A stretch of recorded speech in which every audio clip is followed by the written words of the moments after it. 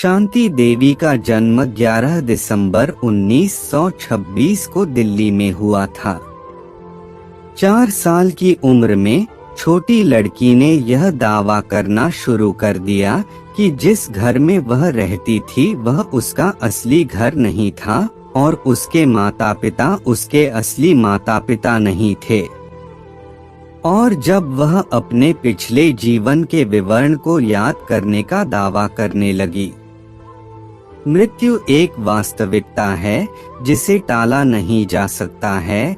यह सबसे अच्छी तरह से जांच किए गए मामलों में से एक था, जिसका अध्ययन 1930 के दशक के मध्य से भारत और विदेश के सभी हिस्सों के सैकड़ों शोधकर्ताओं, आलोचकों, विद्वानों, संतों और प्रख्यात सार्वजनिक हस्तियों ने किया था। वापस घर, उसने स्कूल में कहा कि वह शादीशुदा थी और उसके पति के साथ एक बेटा था।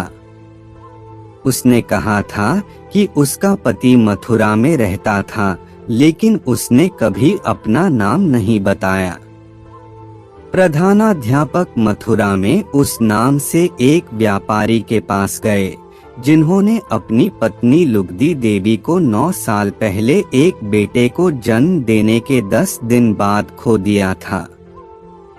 शांति देवी ने यह भी दावा किया था कि न केवल उसकी शादी हुई थी बल्कि यह कि वह प्रसव के 10 दिन बाद मर गई थी।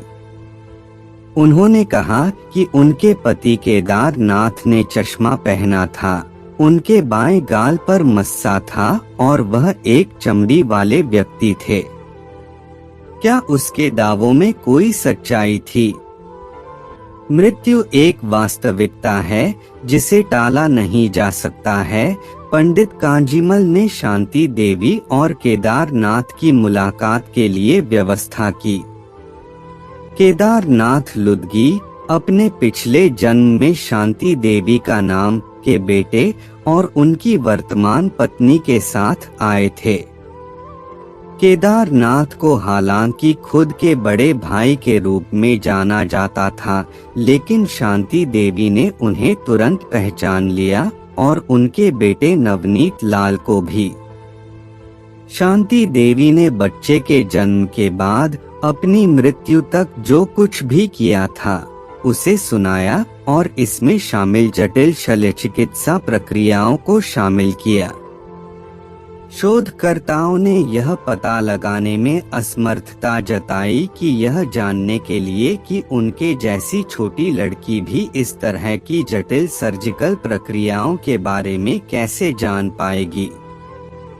रात के लिए सेवानिवृत्त होने से पहले उसे अकेले में उसके साथ बात करने की अनुमति देने के लिए कहा गया और बाद में उसने कहा कि वह पूरी तरह से आश्वस्त था कि शांति देवी उसकी पत्नी लुगदी बाई थी, क्योंकि ऐसी कई चीजें थीं जिनका उसने उल्लेख किया था जिसे लुगदी के अलावा कोई नहीं जान सकता था। मामले को महात्मा गांधी के ध्यान में लाया गया, जिन्होंने जांच के लिए एक आयोग का गठन किया। 1936 में एक रिपोर्ट प्रकाशित हुई। गांधी ने मामले की जांच के लिए 15 प्रमुख लोगों को सांसद, मीडिया के सदस्यों और राष्ट्रीय नेताओं सहित नियुक्त किया। ये 15 लोग शांति देवी को मथुरा ले गए। 15 नवंबर 1935 को पहुंचे। स्टेशन पर उन्होंने उसे मथुरा के एक अजनबी को दिखाया और पूछा कि क्या वह उसे पहचान सकती है। उसने तुरंत अपने पैर छुए और उसे अपने पति के बड़े भाई के रूप में पहचाना, जो वह था। मृत्यु एक वास्तविकता है जिसे टाला नहीं जा सकता है। घर पहुंचने पर शांति देवी ने भीड़ के बीच तुरंत अपने ससुर को पहचान लिया। शांति देवी ने उन्हें बताया कि पिछले जन्म में उन्होंने मथुरा में अपने घर में एक विशेष स्थान पर कुछ पैसे दफन किए थे। शांति देवी पार्टी को दूसरी मंजिल पर ले गईं और उन्हें एक जगह दिखाई जहां उन्हें एक फूल का बर्तन मिला लेकिन पैसे नहीं थे। हालांकि लड़की ने जोर देकर कहा कि पैसे वहां थे। बाद में केदारनाथ ने स्वीकार किया कि उसने पैसे निकाल लिए हैं। आयोग की रिपोर्ट ने निष्कर्ष निकाला कि शांति देवी वास्तव में लुगदी देवी का पुनर्जन्म थी। कहा उसकी कहानी लीड हमें अंत में करने के लिए पुनर्जन्म के प्रमुख अधिकारी डॉ.